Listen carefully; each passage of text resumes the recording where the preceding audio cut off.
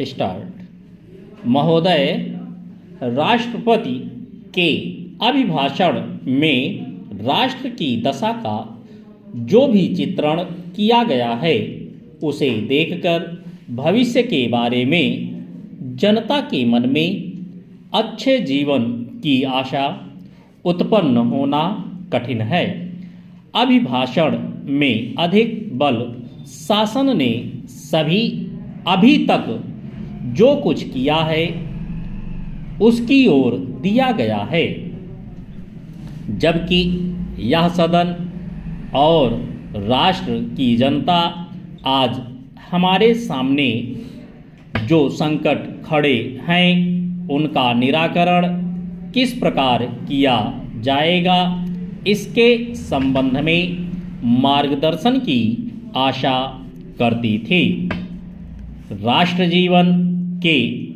भिन्न भिन्न क्षेत्रों में सरकार द्वारा अपनाई गई नीतियों के जो परिणाम हुए हैं वे हमारे सामने हैं और मुझे यह देखकर बड़ा दुख हुआ है कि राष्ट्रपति महोदय के अभिभाषण में राष्ट्र की सुरक्षा के लिए, एकता के लिए जो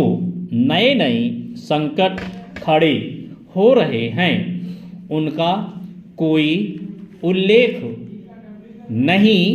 किया गया है। कुछ ही दिन हुए हमारे रक्षा मंत्री ने एक भाषण में कहा था कि भारत 100% सुरक्षित नहीं है। किसी देश का रक्षा मंत्री सार्वजनिक रूप से इस तरह के विचार व्यक्त करे तो यह प्रश्न स्वाभाविक रूप से खड़ा होता है कि राष्ट्र की सुरक्षा की ओर, जो कि सर्वोपरि है, ध्यान देने के लिए पूरा प्रयत्न क्यों नहीं किया गया। सभी जानते हैं कि सुरक्षा के लिए जो भी संकट है वह हमारे पड़ोसी से है और वह पड़ोसी आणविक शस्त्रों की मांग कर रहा है। वे शस्त्र किसके विरुद्ध काम में लाए जाएंगे, इसके संबंध में किसी को संदेह नहीं है, किंतु प्रश्न है क्या हमारा सैनिक बल, हमारा साज सामान किसी भी आक्रमण का सफलतापूर्वक सामना करने में समर्थ है। मैं यह स्वीकार करता हूं कि किसी बड़े युद्ध की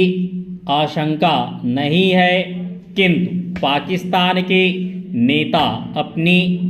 जनता का ध्यान वहां की गिरती हुई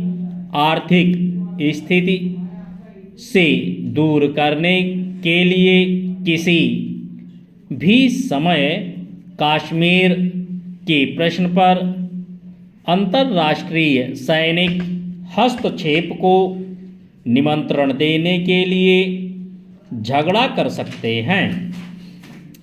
और कोई भी परिस्थिति उत्पन्न हो, देश की जनता